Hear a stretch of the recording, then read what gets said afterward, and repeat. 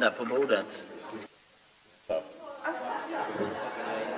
So we might have. I mean, it could be, for instance, around when we have for instance, one of those meetings, which I was referring to. We have a network of REACH related sort of socioeconomic analysts and analysis of alternatives people. So we could think about even like when I was doing social cost carbon in the last administration, we had to come up with I wanted to come up with a better defense of discounts in the intergenerational context. Yeah. So I had RFF convene why I wanted to come up with a better, I think this is like defense of discount happening in the intergenerational context and others. Marty Whitesmith and Dyke, and they produced an article for Science Magazine and a longer report, but it provided a foundation for what we were doing. Actually led to even more discussion of that's not back. It's not going to be back on until how we can do it for other. Actually, that they even discussion. Maybe something on chemical and how we do it back. It's not going to be back on technical. How we do it for other. Actually, that they even discussion. Maybe something on. And we have this OECD framework, which can be sort of used as a spin-off in a sense for different kinds of things. And actually get them on board. I think you're right. I think it would be the. I'm sure that our chemical laws, Coria and all these guys, they would love that. I don't know. When we talked with Chris after about 2-3 weeks ago, so he was meant to talk to you because we have, for the OECD work, I mean, that I understand it's not easy for you at the moment to chip in money, but at least Chris said that you would be very interested in developing the questionnaires and getting the thing, which would be exactly what would be needed at the moment. So that we would, in a sense, get whatever we will be doing and researching, so that will be settled in a sense, and then you have a survey instrument you want to use, and then whenever you find an opportune time, they can then use it as well. The Canadians can use it a bit earlier. We may be able to give money. I just haven't tested that. That would require a political person to sign off. Exactly. I have no idea how they're going to. And then, exactly. But at least developing the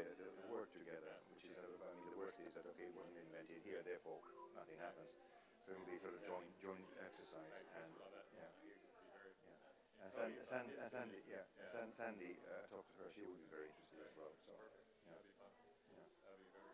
I think we definitely need to make progress. And we want you to be a free rider. This is Economists want you to free ride because for the good. And there's no free lunch. I mean, you have to work hard. We might actually just get a consultant to do the work, and you have to do it. So. That's a cool part. That's actually how I sell my office. I have some consulting in my network, but I like to hire people other than economists. Hallå? Hallå? Anna, kan du höra mig? Här bak? Anna, kan du höra? Här bak? Är det här bara till för livestreaming eller ska det vara för hela? Hallå, jag pratar. Är det någon som har... Vem har hand om volymknappen? Vem har hand om volym? Okay, so use that later. So Al and Matti, I suggest you sit down here. And then I will introduce the speakers, and then you go down again. Because otherwise you'll be sitting like this, and then for the panel you'll come up, and I'll ask the audience to reflect a bit during that. I was here for an earlier one in the back room, and the speakers started here, and they ended up down there. Yeah. Okay.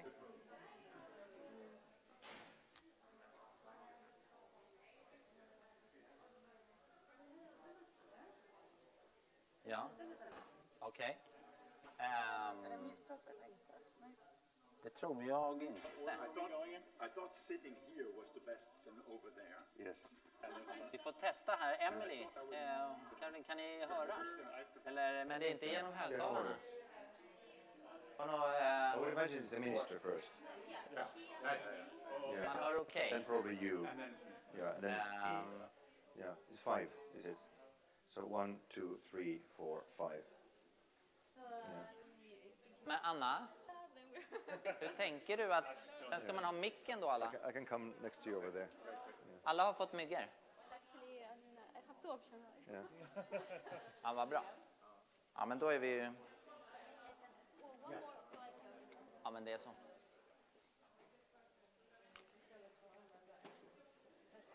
Så har ni fått instruktioner om hur ni sätter på era myggor? Kind of cool in the sense that, yeah, they're cool. Oh, really? Kan ni instruera dem här hur de sätter på? And that's pretty, is the Minister of Environment, right? Ja, vi har gjort det. Have you Okay. security cars? Any security guards or cars, anything like that? Min är igång. See how much money she saves? Det är okej. Because I remember. Vi testar. Anders Ekbom, kan du höra? Hörs när jag pratar? Hey, Hannah, this guy looks... And he was the Prime Minister of Finland. He's walking alone, just sort of... Good for him. It's not important enough to sit here. No, you have to go. Well, ironically, I do believe.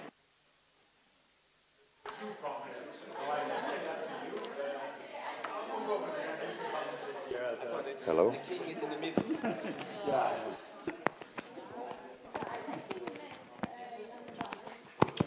Yeah. So how often?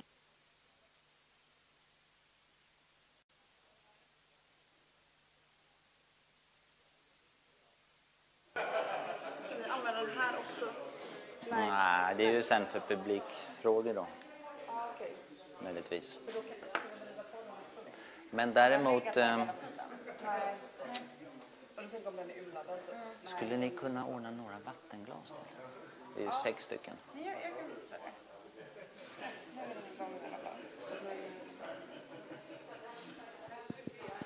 Nej, den hade inte lite grann.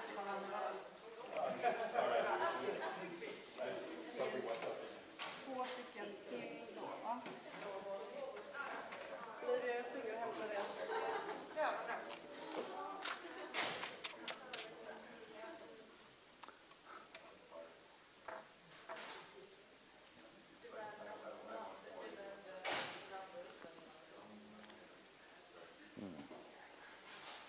So I think we'll give it 1 or 2 more minutes to people to make it here.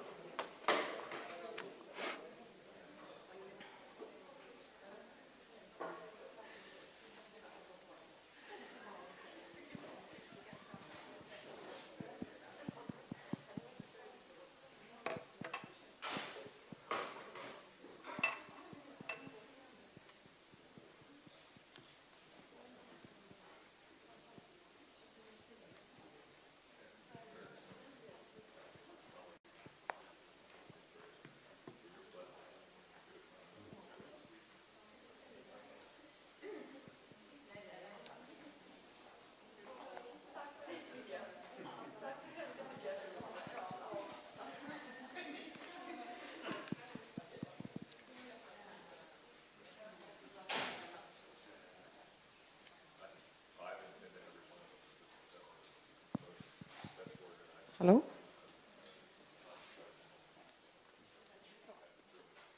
Okej, vi kan ta det sen.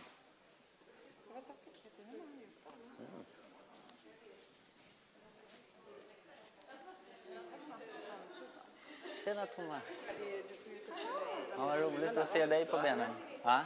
Jag är ju talare i denna session. Okej, ja, men då gör det då innan vi sätter igång. Mm. Inte så många här. Ja. Men heja du och sen går vi. Sen kör vi.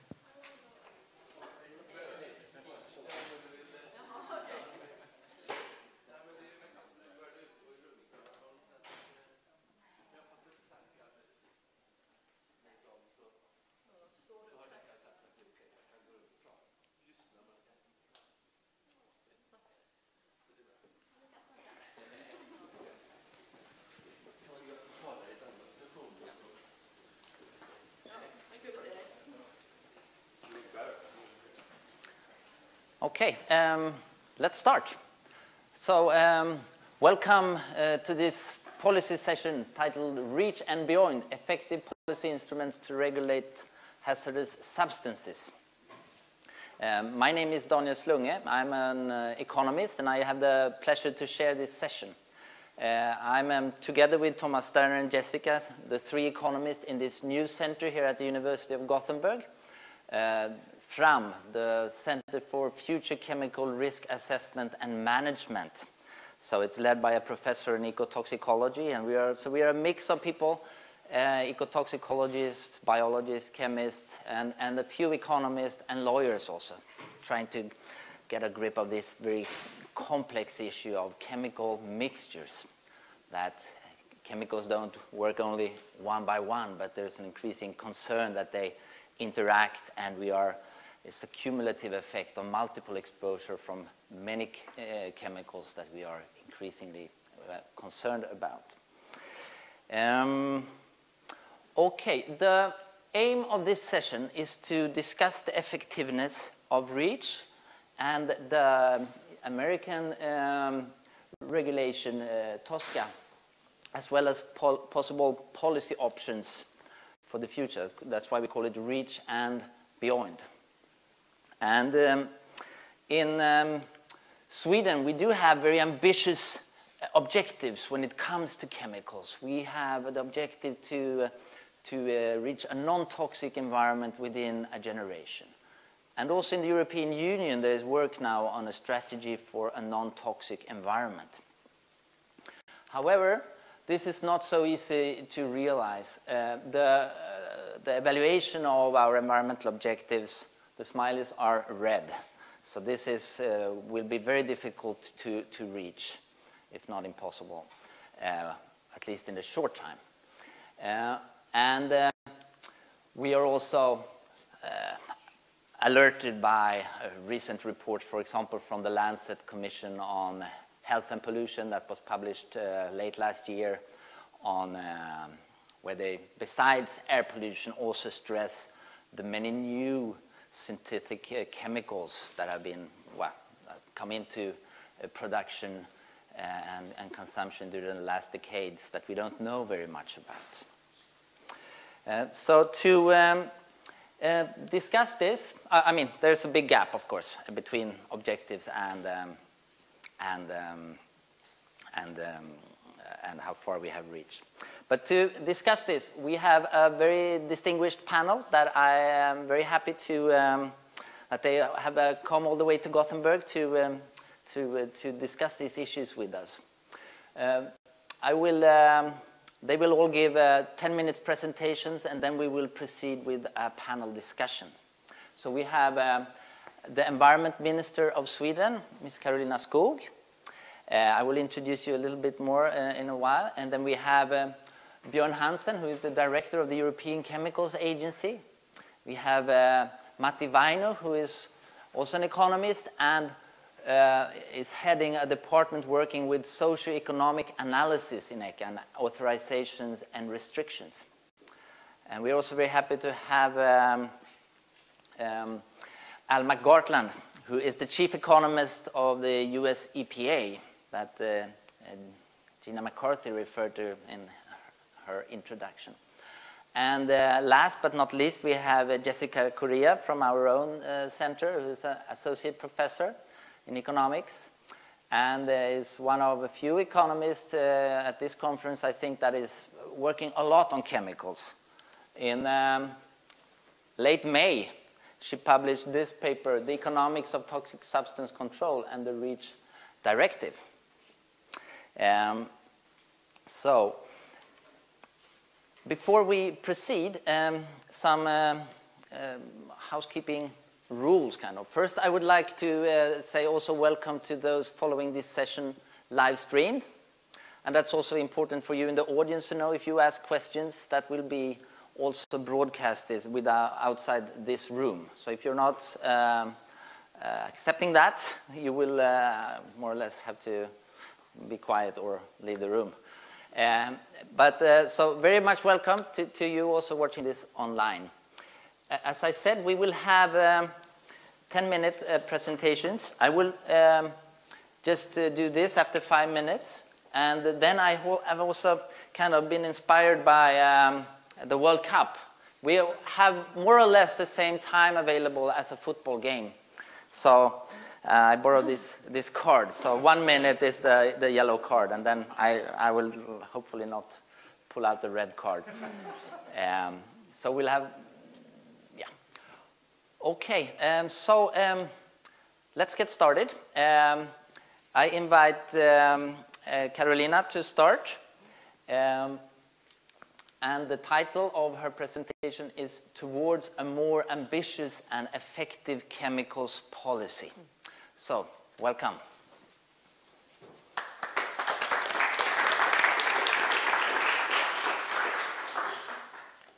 So, thank you. Firstly, thank you for the opportunity to come here and share with you, as a very knowledgeable audience, the work of the Swedish government on chemicals and what I see when looking into the future.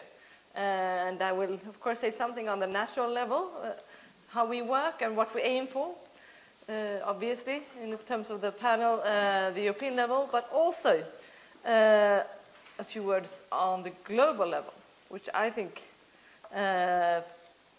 right now, it might be the most important level to look at. At the national level, as mentioned, we have a very ambitious goal, toxic-free environment. But to reach that, we have decided to have priorities and not do everything at the same time. So in the more practical work of the government, we prioritize environments where children spend their everyday life, and products that they come in contact with.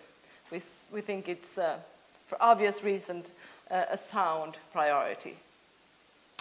And we have a strategy to reduce the hazardous chemicals in children's everyday life.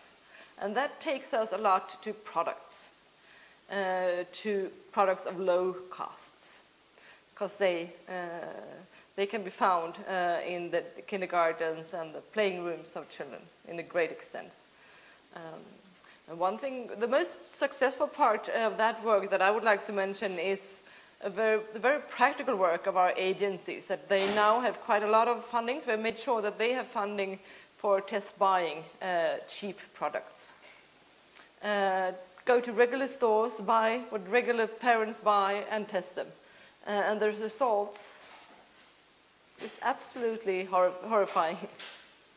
Because in toys and clothing used and sold in stores in Sweden, where people have a very high trust in agencies and in businesses, we find forbidden and dangerous chemicals at an alarming range.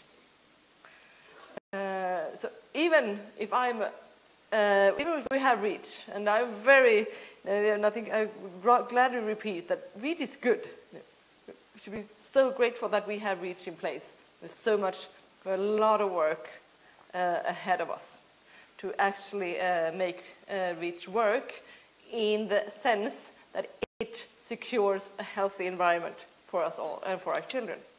There's a lot to do. And a lot of the work is connected to the global trade, which I will come back to. On the European level, Sweden puts a lot of emphasis on the implementation of REACH. And we have a very strong support for a strong and implementation of REACH in terms of the parliamentarian situation.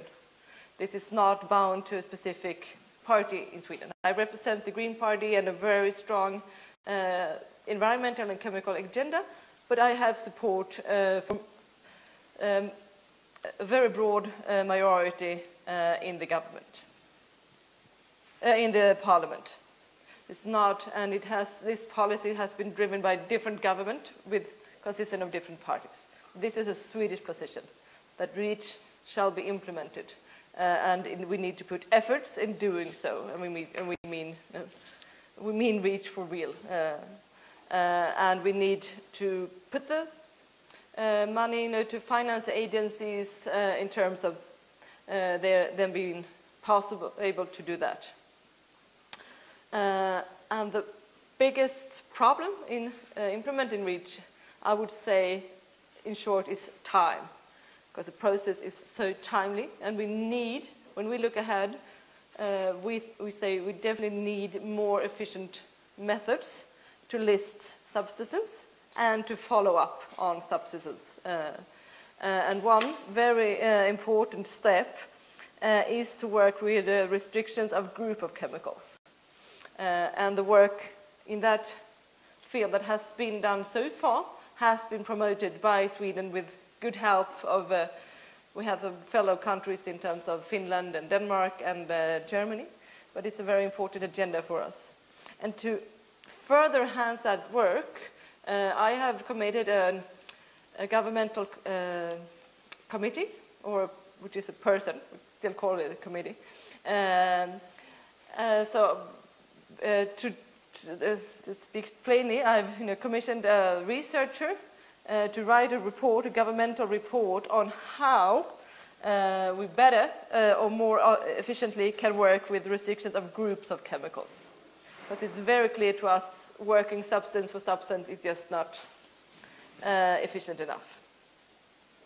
She will also look into cocktail effects on methods of better understanding cocktails effects. I would also like to mention the importance of regulating endocrine disrupting substances. And here, to be very frank, we have a battle with the European Commission. And we take them on very, very seriously. They drag their feet behind on this issue, and we find that very, very alarming. Even after losing in the European Court, they don't act, and we take that very, very seriously. But as I mentioned earlier, at this moment in time, I find the most interesting level of a policy on chemicals actually being the global level. Having the SDGs and the Agenda 2030 agenda on place, the work, I think it's very evident that we need a global work on chemicals. The SDGs are a fantastic scope of goals and political tool, but they lack from the perspective of chemicals. Of course, it's there because it's very strong on health, for example. It's not clear there, so it is. I see it as a gap, but it's also equally clear that to reach the SDGs, we have to work on chemicals. There's no way of reaching the SDGs and not tackling the problem of hazardous chemicals in everyday life when we look at it globally, and what we know, for example, from the report mentioned earlier on pollution and health. It's very, very clear.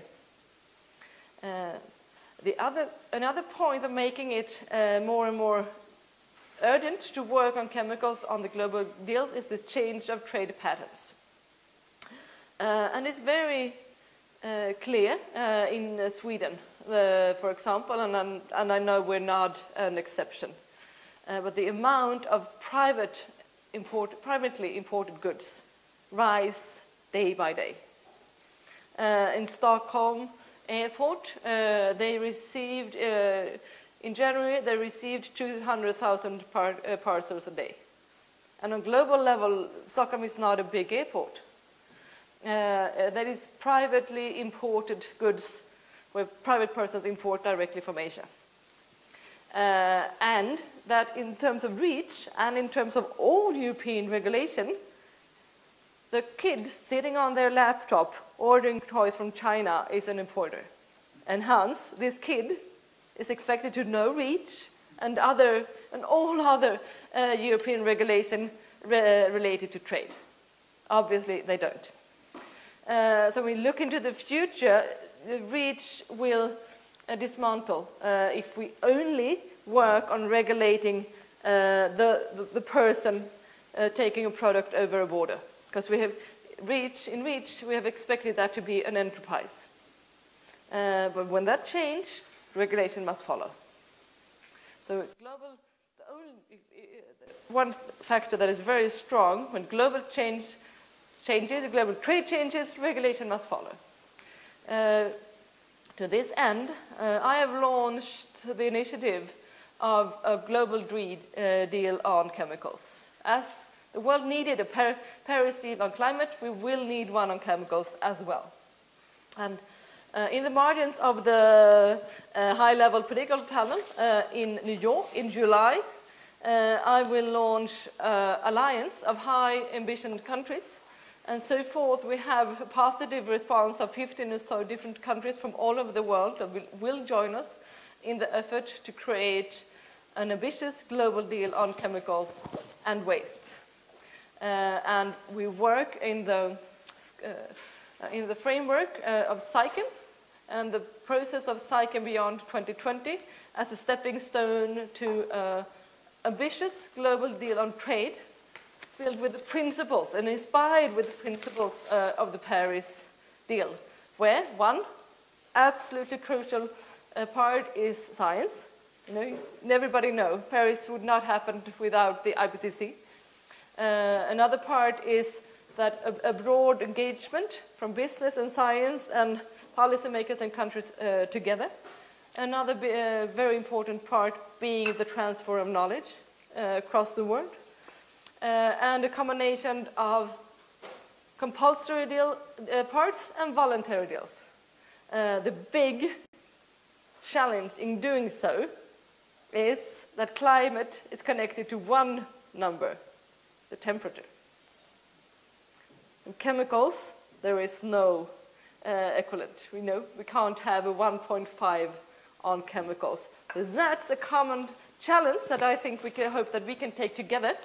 How to finalize one global goal on chemicals. Because can we do that, then we can get an ambitious global deal on chemicals. Thank you.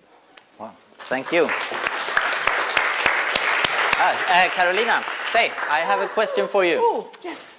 You mentioned the IPCC here. I mean, yeah. For climate and also now for biodiversity and ecosystem services, we have scientific advisory panels. Could you envision a similar thing around chemicals? Indeed, I think it's crucial to get a global deal on chemicals. We would need something like IPCC on chemicals. The government of France is very engaged in the idea of creating an IPCC on chemicals and seems to be willing to finance one as well. So that's when we talk about, when I've invited countries to work on a global deal on chemicals, different countries come with different scopes. And the French government really comes with a passion for the idea of creating an IPCC on chemicals. Okay. So, thank you. Next out is Bjorn Hansen, the director of the European Chemicals Agency. He told me here when we had lunch that he had a bachelor in economics, but a PhD in probability theory. So that'll be interesting. He will talk about the effectiveness of European chemicals policy, lessons learned from 10 years of REACH. And now I should also switch to your presentation, right? Yes, please. I'll run this. My thesis was entitled Monotonicity Properties of Infinitely Divisible Distributions, and I'll make sure I won't say anything about that in this talk. I'll talk about chemicals management, which I've been doing for the last almost 30 years, most of it in the European Commission, and all in all 1.5 years in the European Chemicals Agency, where I'm now the head. So I've been working on REACH, both pre-REACH, REACH, and now post-REACH. The next decade of REACH. But let me give you a few words on what is REACH. It's an acronym which spells out most of the things in REACH, but not everything. We start with registration. Manufacturers and importers of chemicals above 1 ton must register with the European Chemicals Agency. Registration is nothing else than the documentation that they use the chemical safely. So the real thing is what they do before they register, namely They generate data, they assess the risks, they implement risk management measures so that the workers, in the first instance, are not exposed to an unacceptable risk.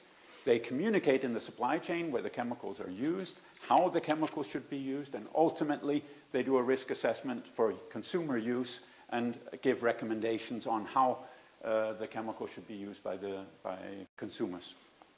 Evaluation is a task that we carry out at ICA together with member states, where basically we go in and we check whether we think the data that they've submitted and that they base their risk assessments on is good or not.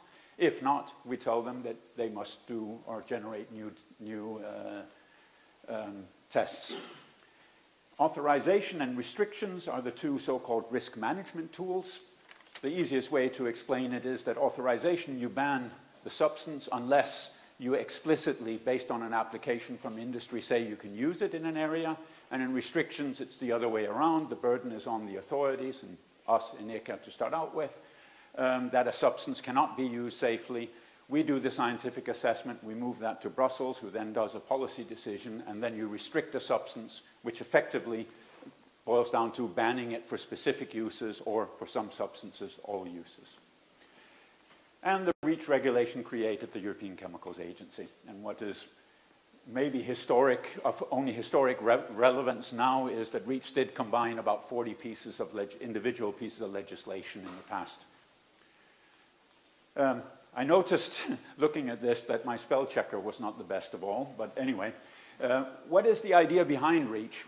The idea behind REACH is that industry should generate the data on a substance. And if you look at a substance, it's a chemical, and a chemical can cause a harm or it cannot cause a harm. And then you can control the harm that it causes either by getting rid of it, either by replacing it by another substance, or by controlling the exposure. But the harm that a chemical can cause, that stays the same. And that's the basis of REACH, is that industry must generate data, generally on experiments on animals, in order to determine what are the hazardous properties of a chemical. And once they've done that, all of them in an internal market, everybody doing it equally, the idea is that there should be no economic advantage on those who do not do testing. So basically, everybody is competing based on the same standard of safety. That's the hypothesis that REACH is basically based on. And it could work, at least in the hypothesis, theoretically it does work, because the more dangerous a substance is, the more costly it is to use, and the more uncertain a future the substance has. So basically, you want to use a carcinogen, you have to make sure that that carcinogen is not going to end up in the hands of a lot of people, and you never know if that carcinogen is going to be banned or subject to authorization. So basically, you have an uncertain future, and you have to put a lot of elements of controlling exposure into place. And those are pressures which should get you to think about, is there another chemical which is not a carcinogen that I can use in this place, or do I need a chemical at all? So basically, this mechanism is intended to internalize the cost of safety into the product that industry is putting on the market. In doing this, the policy slogan was reversal of burden of proof, based on a strong article up front in the regulation which says no data, no market. So if you don't generate the data, you don't get access to the European market. The consequence of 10 years of REACH now is that we have so-called phased in all existing chemicals.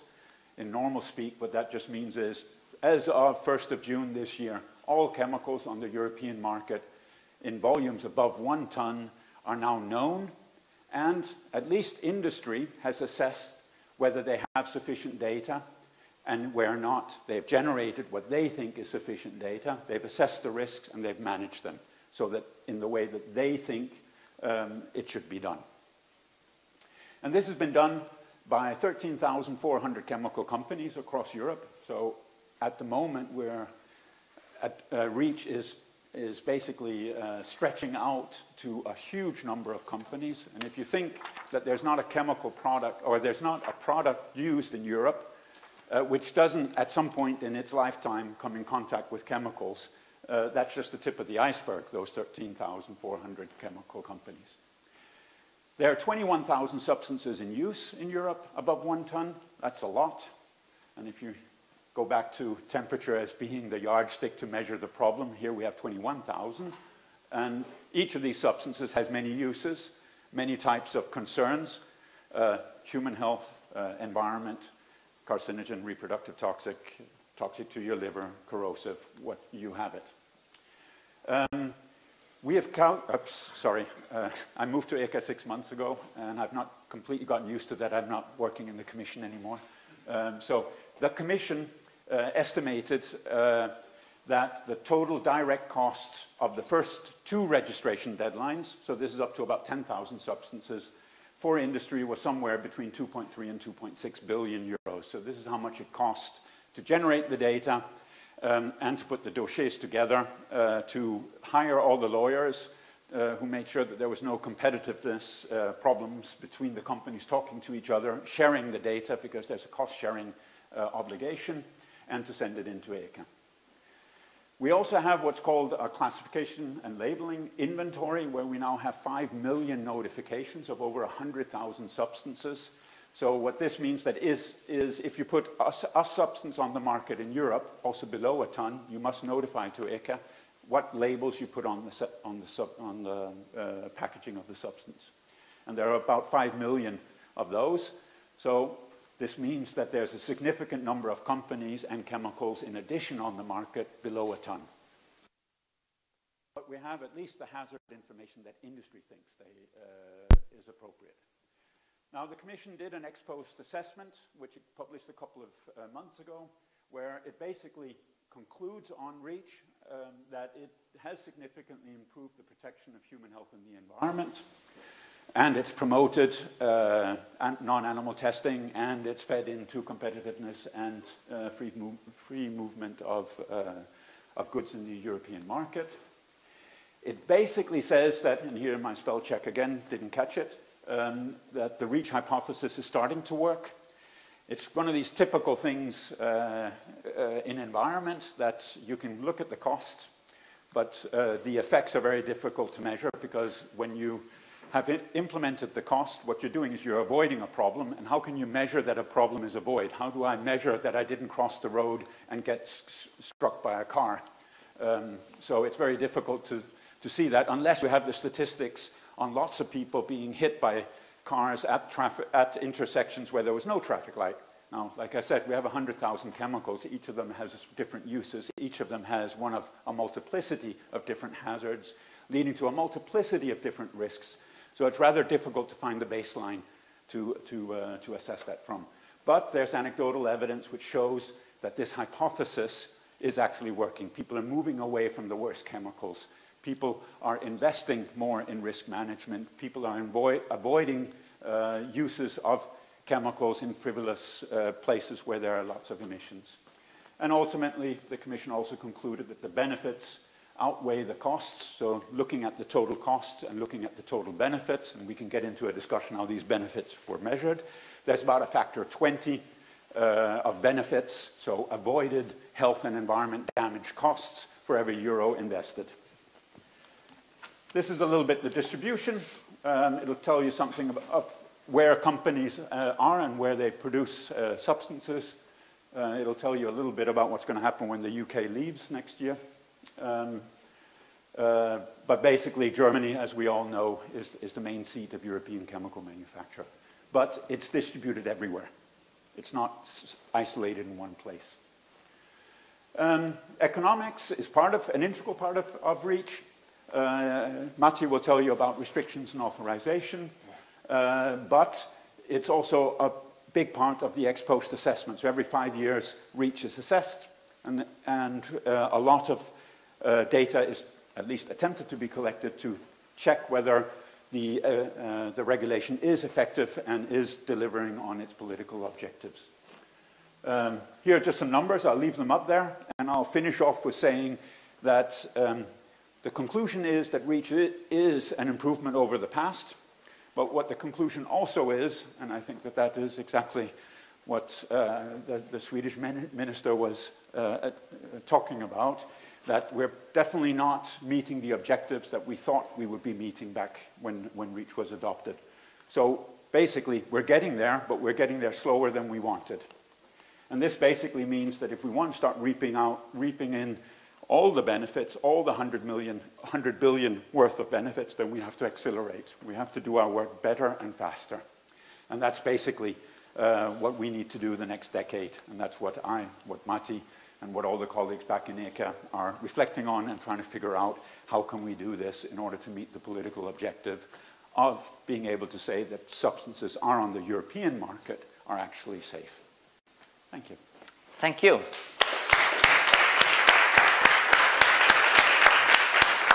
So Bjorn, the reversal of burden of proof is an important thing in REACH, right? When my colleagues who are ecotoxicologists want to check if the industries providing data to REACH have done their job correctly, they have difficulties in accessing exposure data and how they have actually done their assessment. Is there possibilities that there will be extended demands or regulations on what type of information that should be disclosed? Well, I think that there's a general pressure, fully understandable, and I think in line with the principles of the Aarhus Convention and its implementation in EU legislation to publish more, so that less and less and less is confidential.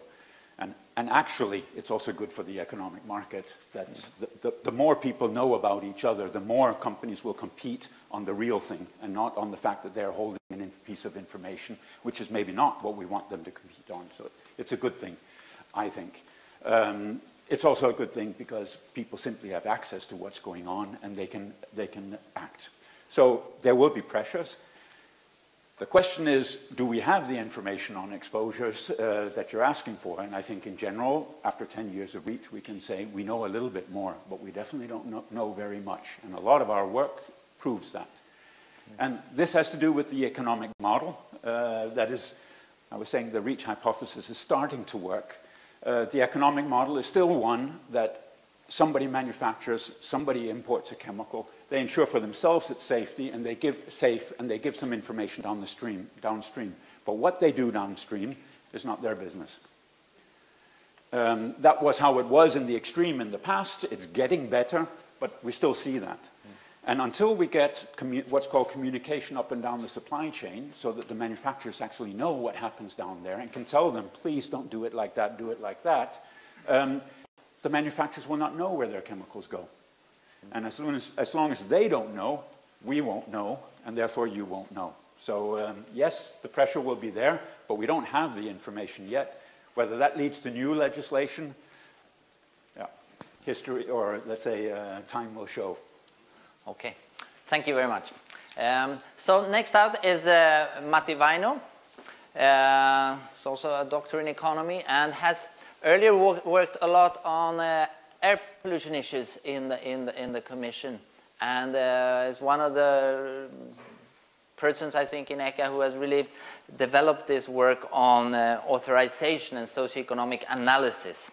And that is what your presentation will focus on, right? Let's see. There we go.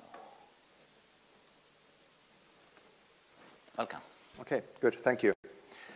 Bjorn was talking about several aspects of the REACH regulation, and one that we have developed now in the past essentially 5 years is something called authorization.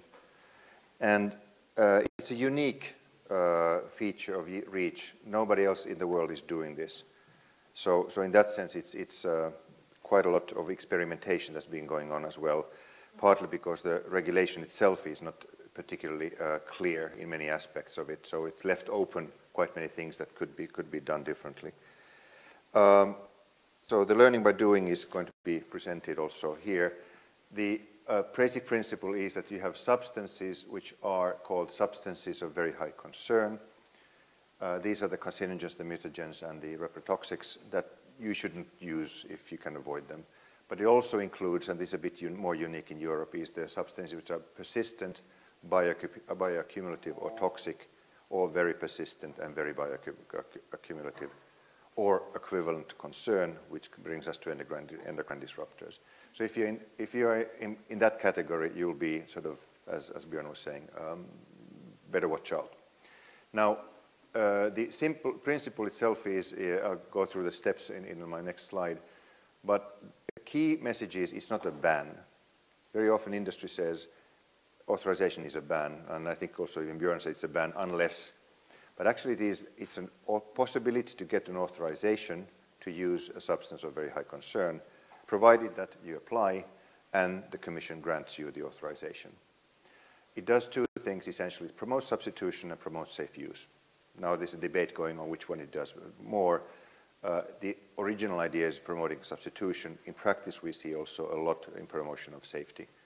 The key point is, and this is interesting insight I think from economics, is it's extremely flexible, because it's not a ban, meaning thou shalt do, but it is only thou shalt apply.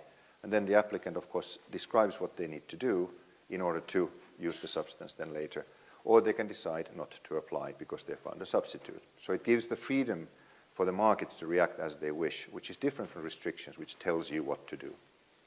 One example of a very small example of, I thought, to say what we are talking about is Chrome-6 hexavalent chromium is a very potent carcinogen.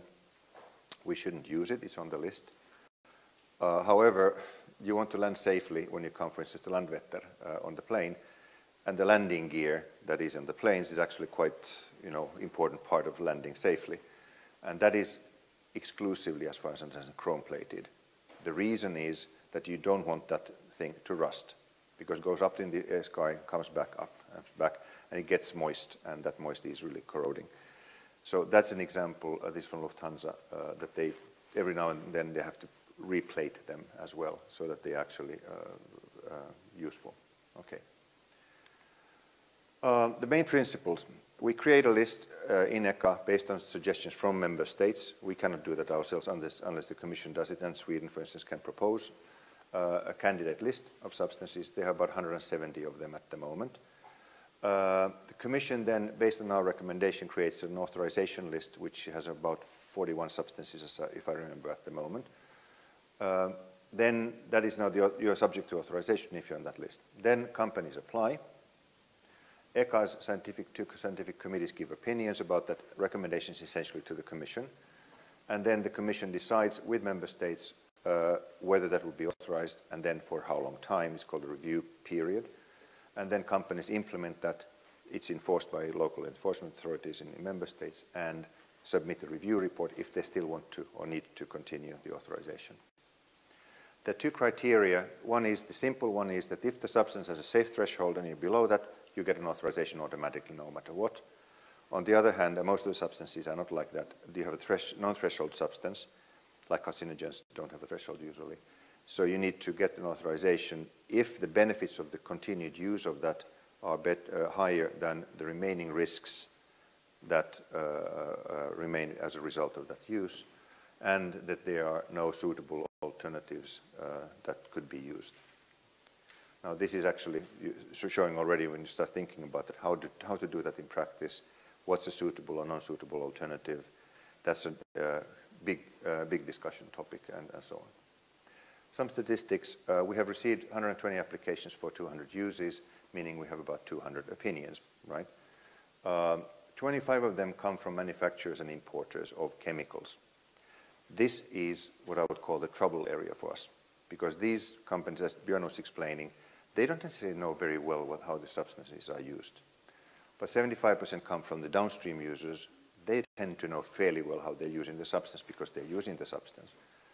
All applications include a chemical safety report, essentially demonstrating that safe use is made, an assessment of alternatives, and socioeconomic analysis. So what we actually have is sort of a living lab of cost-benefit analysis, because essentially that package is a cost-benefit analysis of all chemicals.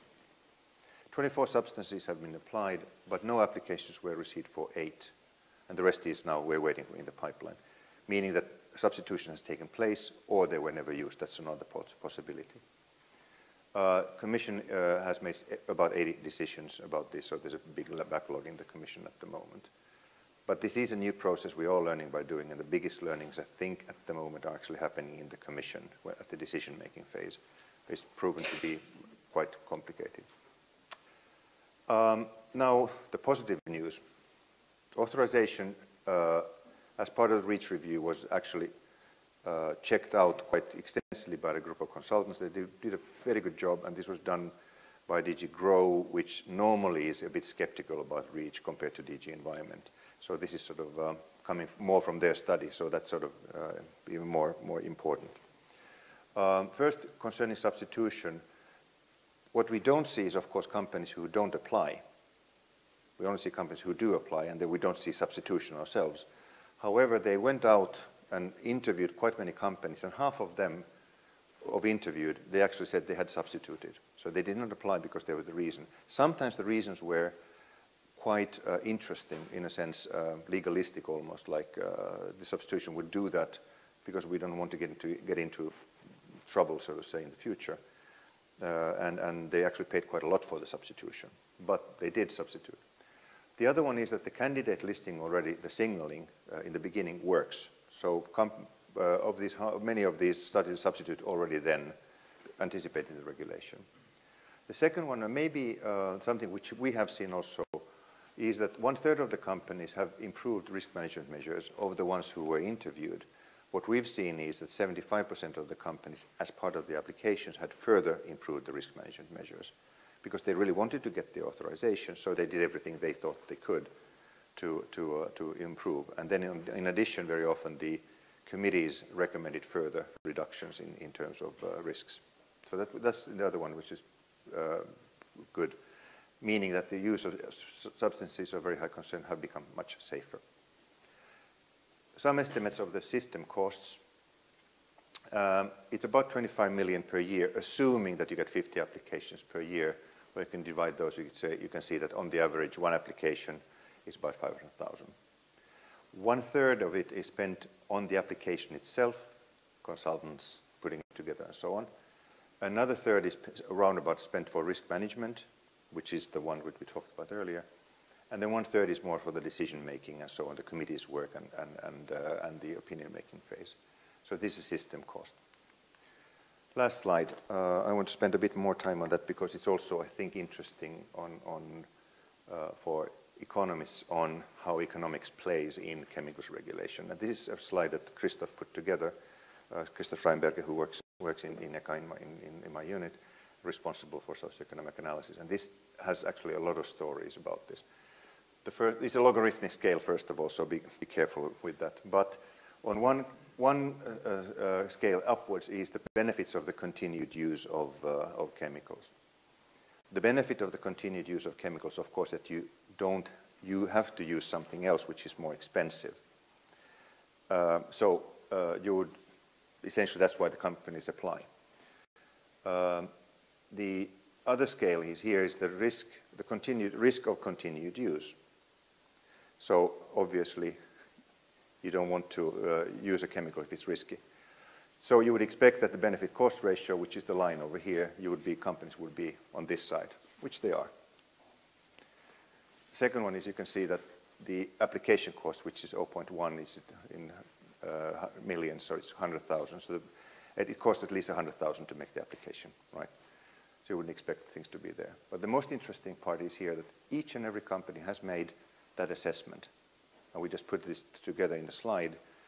And we also have another slide which says what the scrutiny of the committees actually did. I mean, the balls move around, obviously. The risks or the costs would be moving around. And this is what I was referring to as the living lab. All of these have a study behind them, which is on our website. And most of it, not all of it, and most of it, thanks very much to pressure from the NGOs as well, is actually non-confidential. There's some information which is confidential, like market shares and stuff like that.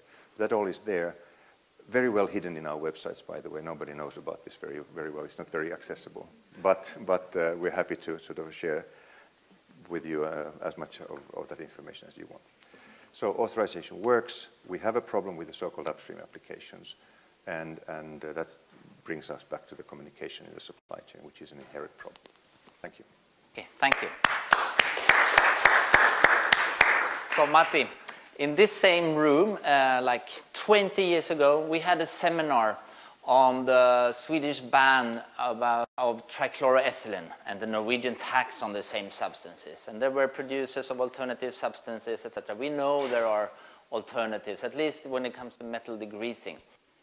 And now there are like, I saw like a company Dow, they applied for 800 downstream users or something for trichloroethylene. And they were then, I think it was decided that they are allowed to continue using trichloroethylene. And this is then more than 20 years after Sweden banned the substance. Okay, that ban was combined with some exemptions, so it continued, but there seems to be some alternatives. Are you too lean on the companies? Is the committee... Is it too easy to get an authorization? It might be. I mean, it's difficult to tell. It's proof of the pudding is reading, of course, of the reports.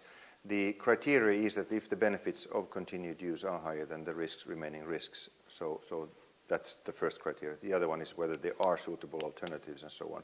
Now, one suitable alternative, whether it's suitable, is actually PERC. Anybody who's a toxicologist, and would you want to trade PERC to trichloroethylene? Well, that's probably one of the substitutions we are seeing if you don't want to use trichloroethylene. The other one is that's more important, is that the business model that Dow, which is now, which was the original applicant, but actually became another company called Blue Cube, they actually don't sell the chemical, they lease the chemical. So it's actually the function that they are, the decreasing that they are selling, rather than selling as much chemicals as possible. And they have another company called Safe Chem who's actually doing that. And there's a condition, you have essentially 4 tiers of machines, tier 3 and tier 4 are the highest tiers. So tier 4 is completely closed system, the other one is almost closed system. It can only be sold to those companies. That's the condition that they put on themselves, which essentially weans out all those companies which are using semi-open open systems in a sense. So yeah, welcome to the real world. Maybe Sweden was able to ban it 10, 20 years ago, but there were companies like Eastern Europe, new member states who are using it in very different ways, and we do this at the European level. So we're moving to the right direction, and for sure, it's safer, and the alternatives are being promoted. But whether one day it will be completely phased out or not, we'll see how the market reacts. But clearly, the exposures are going down. Thank you, Matti. We can get back to the discussion of grouping of chemicals here, which is the perchloroethylene and trichloroethylene question, I think, when it comes to substitution. Okay, thanks a lot. Next, we move on with Alma Courtland, the chief economist of the US EPA. He will present on informing decision-making under REACH and TSCA, challenges for risk assessors and economists. So, welcome. Hi, everyone. Thanks, Daniel, and thank you for having me. This is a great workshop panel, and I'm impressed that you could give a yellow card to the minister. That's something I wouldn't have done. But in any case, I have the luxury of standing before you and not being attached to the what in the US EPA would be our TSCA program, this Toxic Substance Control Act. I'm in the policy office of EPA, but I work with my colleagues often. But throughout my career, I've often thought that the sort of wise decision-making sort of follows from benefit-cost analysis if we can do it well. And if we can't do it well, then we're left to infer benefits or infer costs, et cetera. So I really want to talk a bit more about the difficulties of doing benefit analysis in the world of chemical regulation. So, which one is the, there we go. So to be sure, there are a lot of problems, and I'm not going to talk about them all, but, and some speakers have already talked about the issue of do we know what the substitutes are? We don't even know really how effective the regulatory options are. So if we slap a label on a chemical, are people going to follow the label? You know, there's a very, very little evidence on that. And the stuff that I've seen is really just reading comprehension tests of do people understand the label, not necessarily does it translate into appropriate action or not.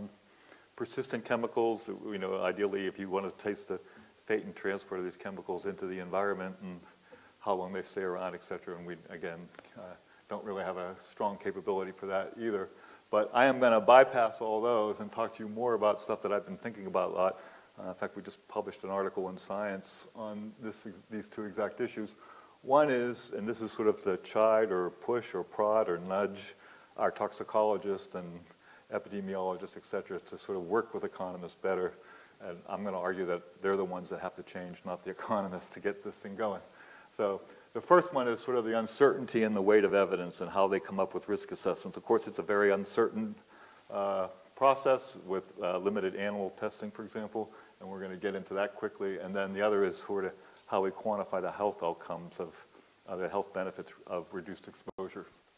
And I'll certainly put in a plug for the last part, which is after we quantify the health outcomes, economists, of course, want to put the sort of social value of reducing those bad health outcomes, and there's a paucity or a dearth of data on that as well, but we know how to do that. It's a matter of time before we start filling that gap, I think. So this is one of my big problem number one. Big problem number one is that the toxicology of chemicals came well before economists started doing benefit cost analysis. So they didn't try, in their defense, they didn't try to work with economists. They simply tried to answer a question that they were comfortable answering. And that is there a safe level or a permissible level or an acceptable level of exposure of a given chemical? At EPA, we call them reference doses or reference concentrations. I've seen them called acceptable daily intakes or other kinds of names like that. I've looked at this a bit. I think a lot of this is sort of just a contrived concept, that there's a threshold for a lot of this. The biology often isn't there to support that, but nonetheless they assume one. And so what we have is, something like this, which is that everything to the left of that curve does not get included in the benefit cost analysis. Let me go back to this here. So when we have less certain evidence, there's nothing included in the benefit cost analysis. So if we have limited animal test data, for example, and we can't ascribe that toxicologists have adjectives, which I just showed you on whether it might be harmful or cause. It might be a causal relationship or a likely causal. That's the adjectives that EPA uses. If it's the causal or likely causal, then economists are allowed to kind of use that in benefit cost analysis. But if it's just suggestive, the health community, the health risk assessment community at EPA is uncomfortable quantifying anything from that database. Well, if they can't quantify it, then it never makes its way into the benefit cost analysis. But if that uncertain health effect, that they're not sure if it's causal or not, if that's a very frank effect and very serious versus like skin irritation or eye irritation or something less serious that might be causal, I would submit to you that there might be a much larger willingness to pay to avoid this uncertain but very frank outcome versus a more certain but less frank outcome. But what is permissible in the sort of standard practice of risk assessment is they count the things that they're certain about, not the things that they're uncertain about. So that gets sort of left on the cutting room floor. So one appeal then is to try to think about ways that we can begin to include all the evidence. And so I'm not suggesting necessarily that we would say we're 100% certain that something's going to happen, but if something has, it's sort of like a causal uncertainty. If we could sort of put a number on it as 40%, we're sort of 40% chance that this is causal, then why not count 40% of that benefit, for example? That would be a kind of expected hypothesis, utility hypothesis, but you might in fact include other models too of risk aversion, because clearly some people are very risk adverse and they would want to avoid risks of really frank effects and be willing to pay quite a bit more to reduce them versus things that are not have the same kind of consequences.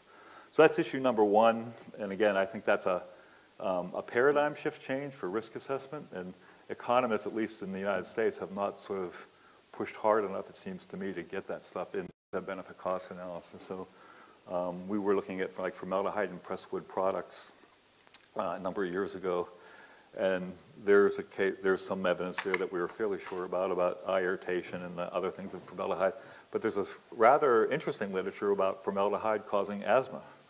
And if you think about all the pressed wood that gets used in manufactured housing, et cetera, although that's the formaldehyde resins and that is all being phased out, but Nonetheless, when we did the analysis, if we assumed that asthma was a causal relationship, the benefits went up by more than a factor of 10.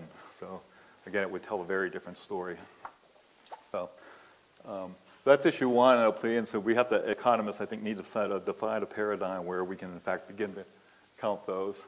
The other issue is something I started to talk about, which is the reference dose, and this was actually treated by the National Academy of Sciences in the United States.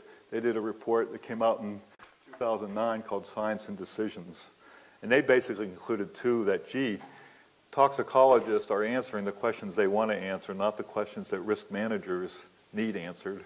And so I'm going to make an appeal here again that we economists and the toxicologists work together to start answering the questions that need to be answered.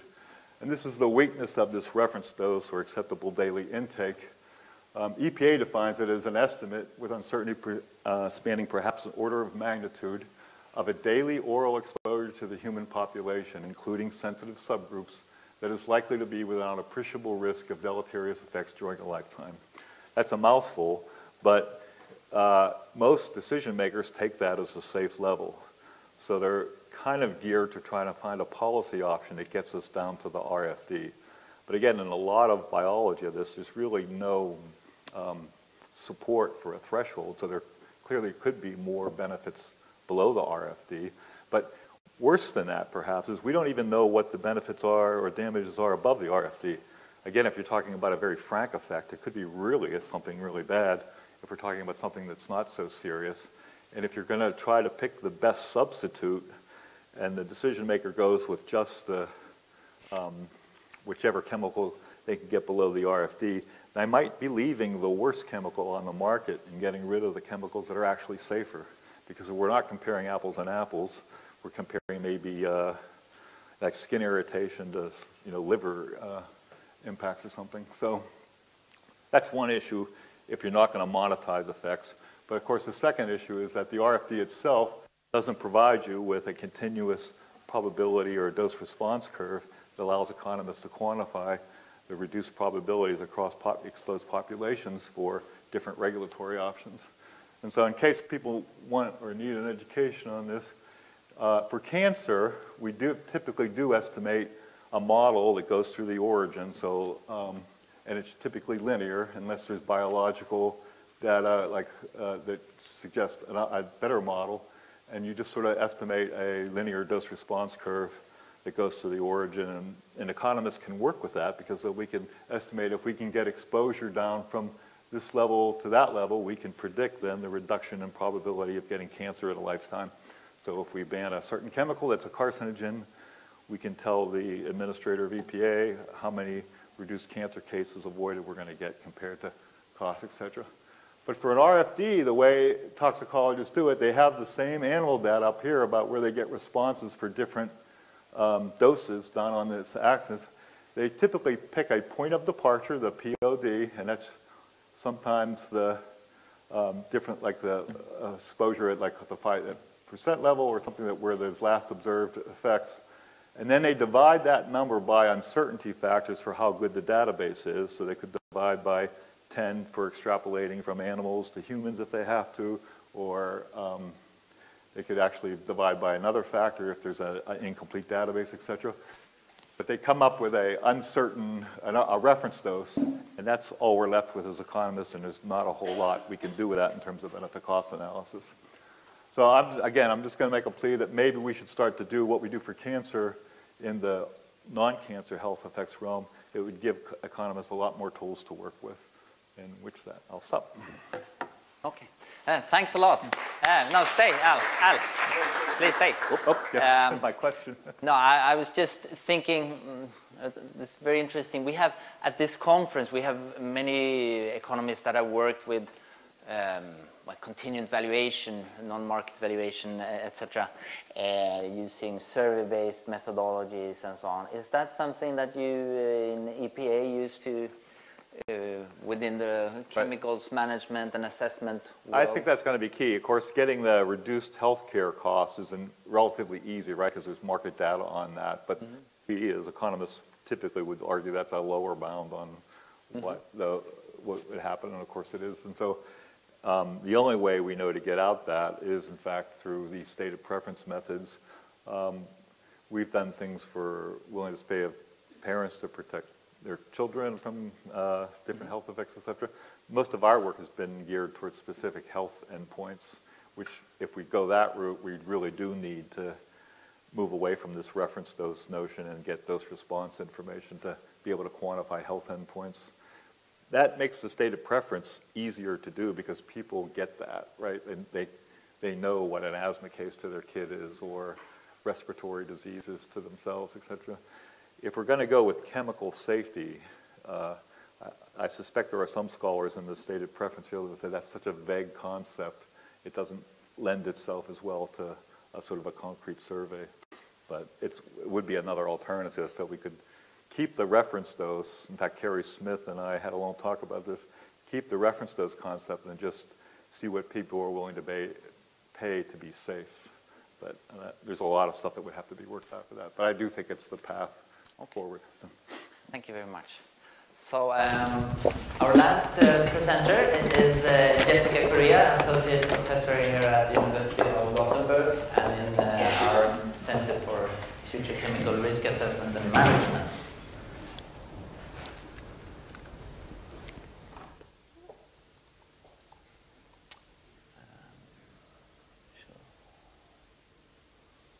So how do I do this? You just had it. Where do I press? It doesn't say full screen, so. If you go to Window, but you need to display the presentation, right? So go back where you were.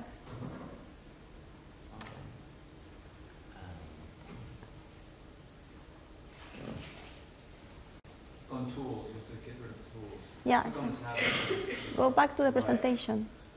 Okay, sorry. And then you can view a window full screen. A window full screen, then you will see. Control L. Yeah. Thanks. Okay. Too many instructions at the same time. Okay, so well, we have heard a lot about REACH. So I was thinking that maybe I could focus on the second part, beyond. So as described by the presenters, I agree that regulating chemicals is not an easy task. First, because there are technical challenges that are connected to assessing chemical hazards and risk, and then because there are characteristics of chemicals that make the regulation quite complicated. And if we think, for example, that among the challenges that we face, it's the lack of sufficient scientific information for the assessment of chemical risk. In 2012, there were more than 67 million chemicals that are commercially available, listed in the Chemical Abstract Service. And chemical industry is expanding. And even though we have 67 millions, we only know well about the effects on human and ecosystem for 5% of them. So clearly, it's a huge task to collect information about the properties of chemicals, about the effects, and then the question is how to gather such information and how to ensure that it's truthfully reported. And I think REACH, of course, has helped to that purpose. Since the companies that are producing and are importing the chemicals are more readily available to collect such information, it makes sense that we place the burden of information gathering on them. And since REACH was implemented, we have that more than 11,000 companies have registered products. More than 60,000 dossiers have been submitted on more than 60,000 substances.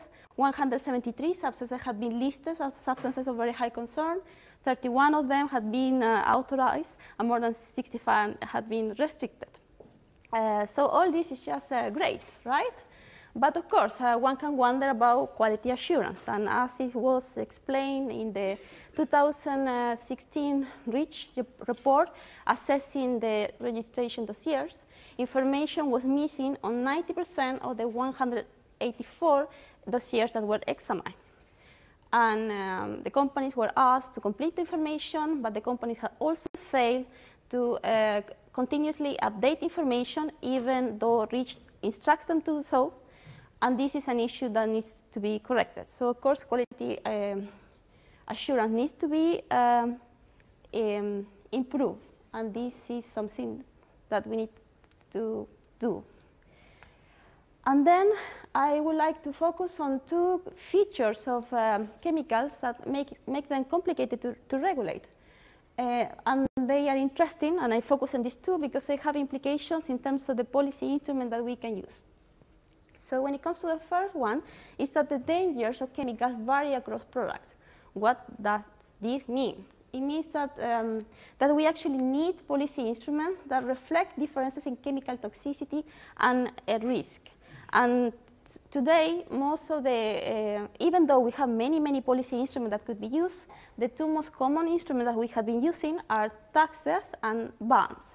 And when it comes to taxes, a drawback is that the regulators have limited control over aggregate emissions.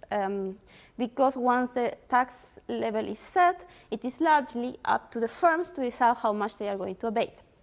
And what happens in practice is that most of the chemical taxes that are in place entail very low rates, and they are not at all connected to riskiness, which means that even if we achieve reductions in the use of chemicals, this might just be done through substitution to more toxic products, which is not what we want.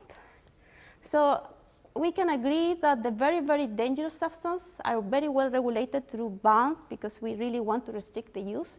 But for the many other chemicals that are not characterized as extremely dangerous, we could make the use of taxes that are based on riskiness just to try to achieve this goal or reflect differences of chemical toxicity.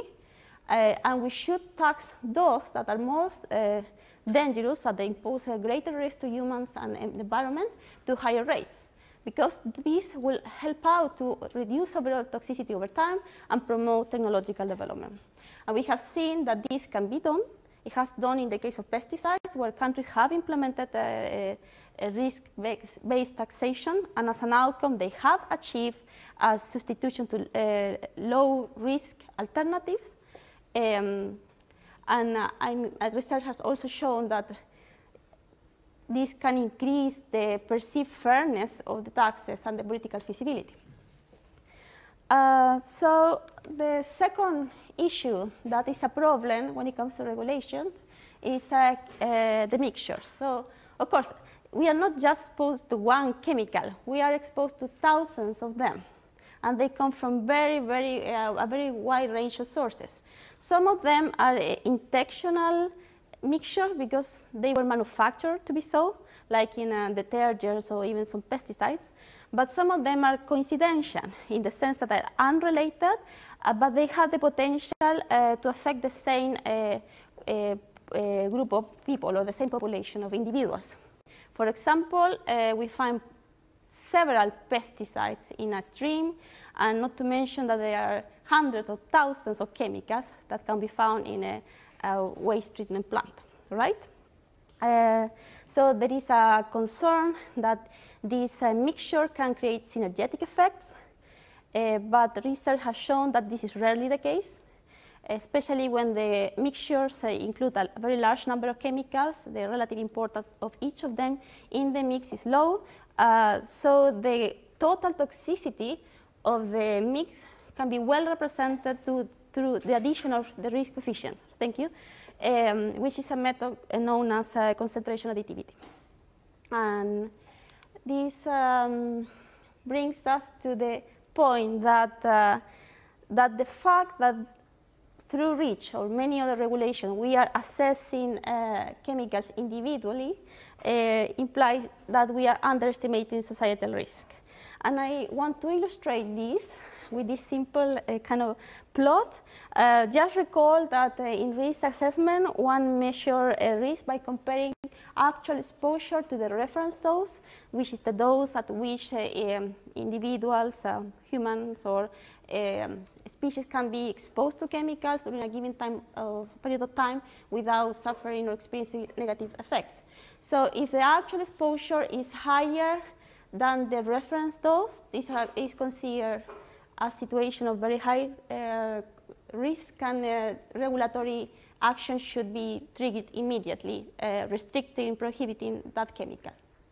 But if not, we are considering the chemical to be safe. So let's see the case of these 4 chemicals. Here in the left-hand side, individual chemicals there, all of them fulfill the criteria. They are individually deemed as safe, but then they meet in a stream and they form a mixture.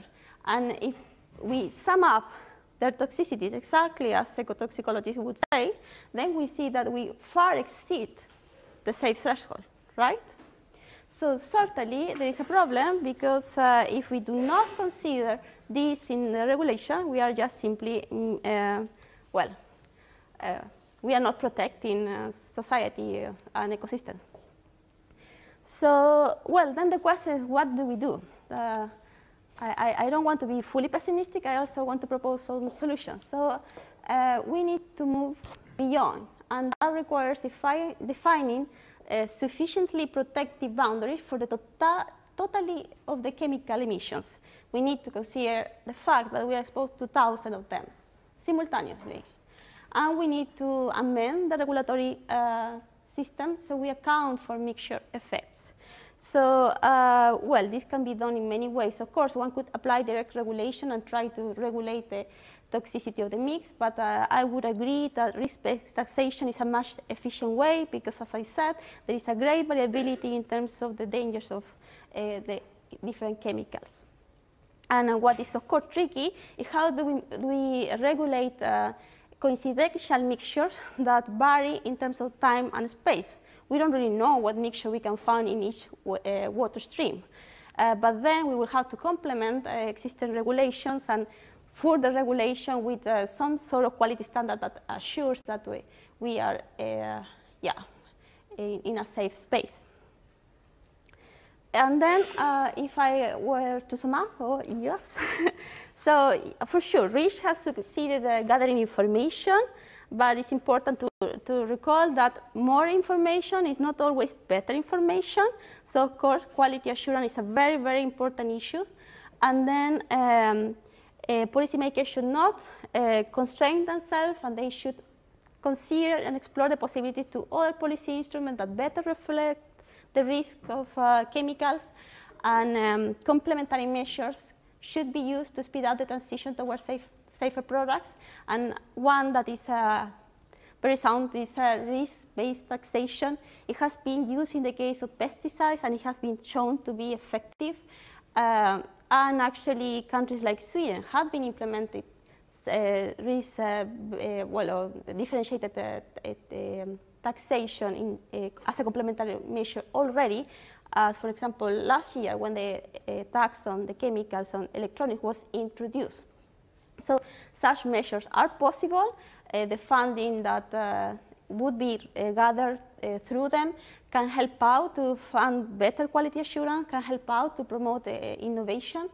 And last, I would like to mention also that the effectiveness of the instrument can be enhanced by disclosure measures, as for example the candidate list and the REACH, because company reputation can be leveraged to play an important role in improving the performance of chemical regulation. Thank you. Thank you. So this is, of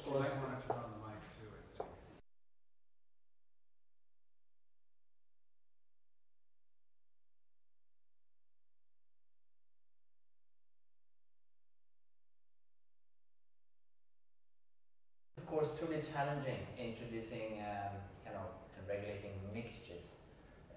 What would be a good next step to move towards something like that? Well, I think it's a wide space. We luckily collaborate with ecotoxicologists, and we know that first, of course, there are certain substances that can be prioritized or groups that can be prioritized, and just implementing this first step can build knowledge and practice, experimentation that can help out the path in the future. So, well, I think first we really need to know more about the the magnitude of the problems, as we know, that we really know very little about how much chemicals we have today in the environment and how close or far we are from boundaries that seem reasonable. And then prioritization. Take groups that are more controversial, more problematic at steps, and create experimentation and practice to help out the process ahead. Okay. Thanks a lot, and thanks to all presenters. You have not only done interesting presentations, you have also been good at doing it on the allotted time. So thanks a lot. Let's give them a new hand. And you can now come up here on the podium here. So in this game we are playing, we are well into the second half. Players are starting to become a bit tired.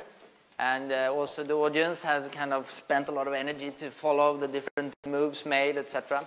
But that we all know from watching the World Cup, right? This is when things can really start happening, right? And you have to put in an extra gear and really try to focus. You know, the last 15 minutes is like it's even 20, 25. So this is, you know, the important part. I will just turn this down. And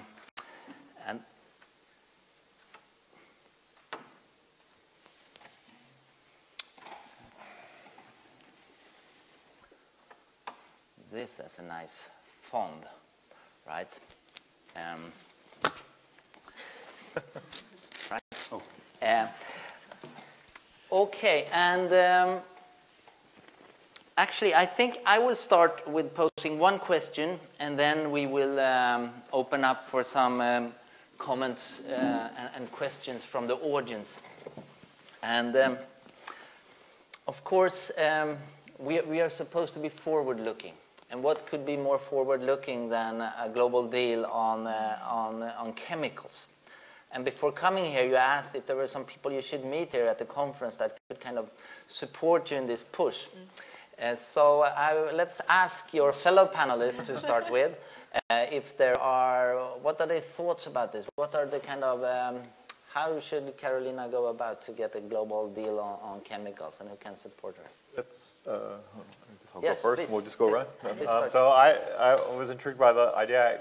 I hadn't come to me, but I immediately thought of both the Montreal Protocol, and there's avenues for exemptions for, of course, farmers and methyl bromide back in the day. And so there were processes in place for handling emergencies or so-called emergencies. And then the other thing is that the OECD, I know, enjoys a good reputation in terms of its ability to coordinate with region. My colleagues in the Tosca office, they have a high opinion of the work that's gone on jointly with them. So I think there's a lot to build on, both in the chemicals area and the infrastructure that already exists for, like, I suspect all the right players know each other as well. So there might, that's a good first step. Okay. Bjorn? I perfectly agree.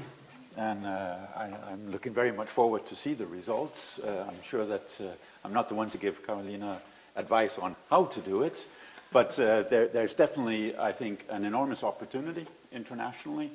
I think we've managed within the OECD to develop a lot of standards that suit any regulation, voluntary or regulation, that any country in the world will implement, all the way from generation of data up to risk management and economic analysis. So the OECD has the full harmonized toolkit. I think we in Europe have an industry who has fully recognized that innovation is the competitive advantage that we have in Europe, and that by going global with the information that we have on chemicals and chemical safety is to the advantage of European industry, but it's also to the advantage of the world, the consumers, citizens, and the environment around the globe. So I think there's a golden opportunity with industry's clear reflections over the last couple of years that going global and going on innovation are two drivers which policy, I think, can support. And I think the chemicals legislation that we have in Europe is so complete that whatever anybody invents out there, you can map on to REACH, CLP, and the implementation of Rotterdam convention. So basically, there's nothing anybody can invent that we've not already done for at least 10 years in Europe. I would dare to say that the new TOSCA is more or less, can be mapped one-on-one on bits and pieces of REACH, and thereby showing that we already have a very harmonized approach. And I think that that's what internationally is one of the opportunities we have right now to grab. REACH has generated the information we need. We still have to do a lot of our homework here in Europe to make sure that information is really, really useful, but it's a fantastic platform to go out there and help countries around the globe to develop chemical management systems. And if I can just add, I think that this is a golden opportunity for environment, health, and labor to work together. How that can be done is, of course, what the politicians know best, but that it needs to be done, that I can definitely say. Okay. Jessica? So if I could add, I would say that academia could collaborate more closely with regulatory agencies. I think, for example, we have experience that evaluating policies is very important. We do that and we want to do it, but we often crash with the lack of information. And I mean, that's not to the good of anyone, right? So, for example, evaluations of the tax that was implemented last year would be very valuable, not just because it's very unique, but also because it can be useful to many other European countries, just to follow the same path. And such evaluations are non-existing today. And the same, REACH it's a very good regulation. I have nothing to say. I have learned a lot about it, but what is very frustrating is that there's so little data to be able to show the effects.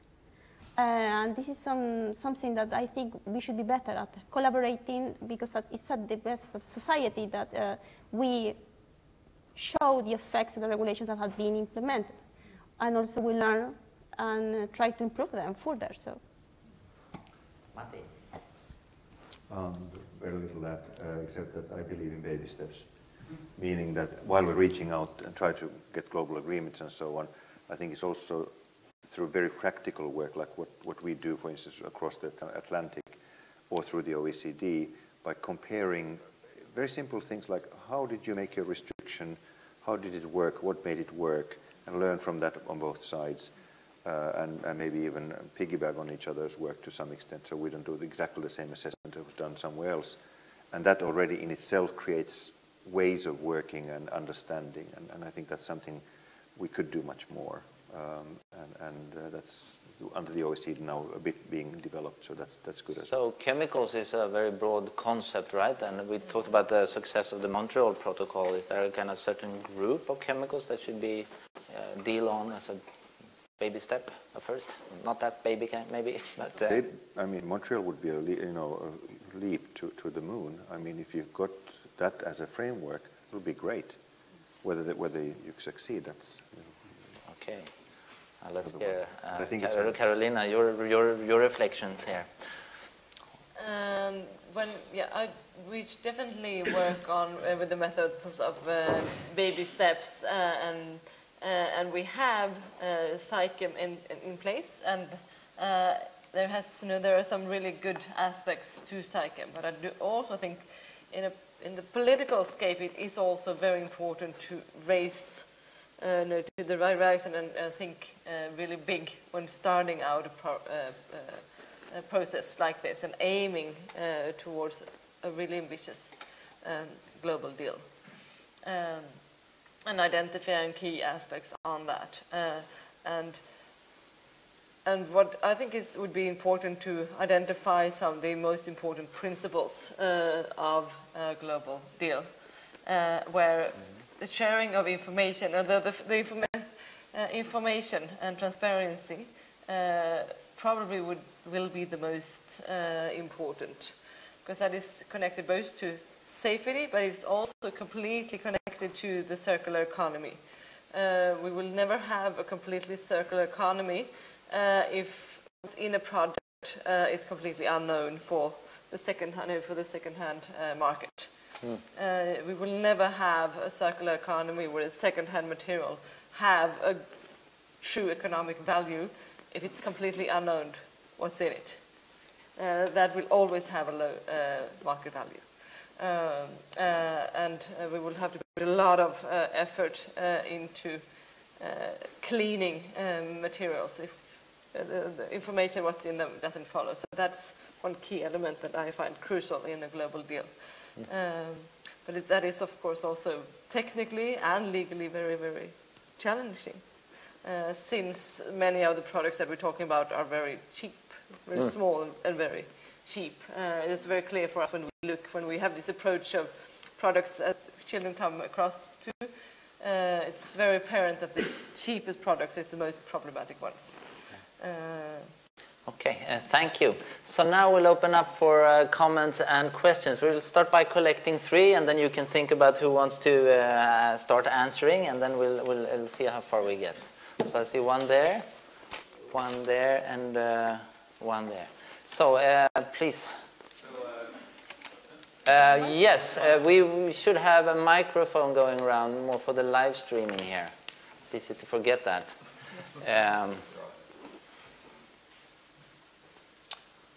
Well, can they also introduce themselves? Excuse me? Can they also introduce themselves? Yes, possible. Please introduce yourself.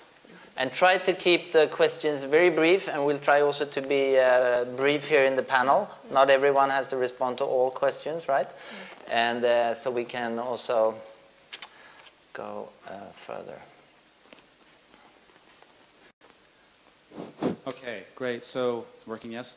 I'm David Zetland. I'm a political economist. I work on water, so I'm very excited to be learning all these things from you. I have a short suggestion about this international agency. During the energy crisis, the International Energy Agency was formed by the consuming nations of the world to protect themselves by collecting information. So an international chemical agency might be a good model to think about. I have 2 very quick questions. One of them is based on what you mentioned earlier about the children and that focus. And I wonder about, being an economist, I wonder about the focus on, for example, new chemicals entering to the children's environment versus existing chemicals that might be part of their environment. The United States has a lot of problems, let's call it, with this particular issue. And the other quick question is, we were seeing a lot of examples, I think, with the benefits of versus the costs of these chemicals. And I'm wondering about the distribution of the benefits and costs. Some people might be getting the benefits, other people might be experiencing the costs, and how is that factoring into these discussions? Okay, thank you. So I'm Anna Lemqvist from Chemsec and Joe, and we share the view of Karolina and Bjorn that REACH has delivered slower than we had hoped in terms of having safe substances of the European market. And I was pleased to hear, Bjorn, that you said that we need to work faster and better. And I would be very interested to hear how you will do that, and also if this is a view that you think is shared among also other European member states than Sweden. Yes, and in the back here.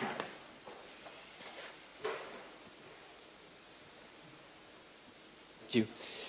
Lucas Chancel from the Paris School of Economics. So my question was mainly to our ICA representatives.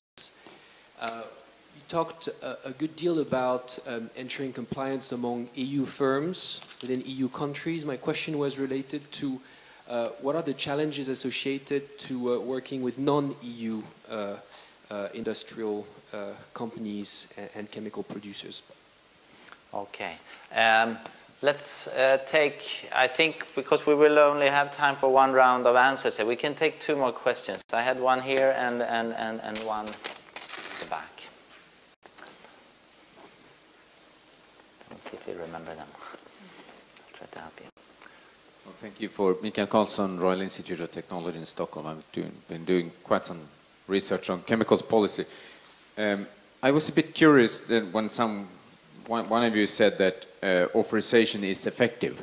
That of course depends on the objective in question. If the objective is safe chemicals, we can compare with the white paper's estimates that authorization would have included 1,400 chemicals, and the Environment Commission then, Margot Wallström, also said that would be a very small needle eye to pass through.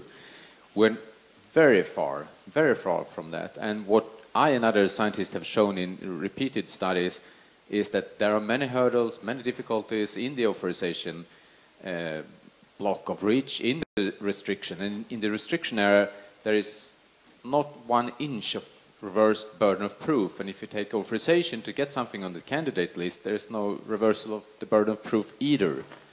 And registration and evaluation is not delivering sufficiently well. I could talk about that for an hour, but I guess you know what I refer to. But this is not reflected thoroughly. This is not problematized in the REACH review report. It's rather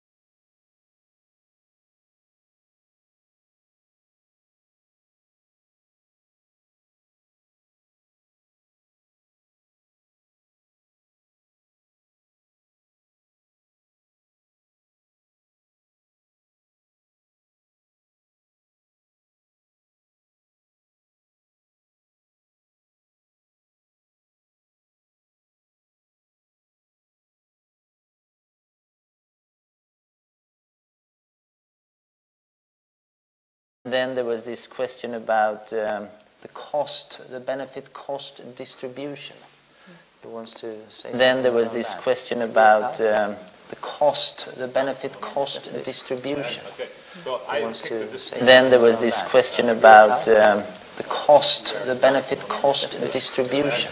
Who wants to say? Then there was this question about the cost, the benefit cost distribution.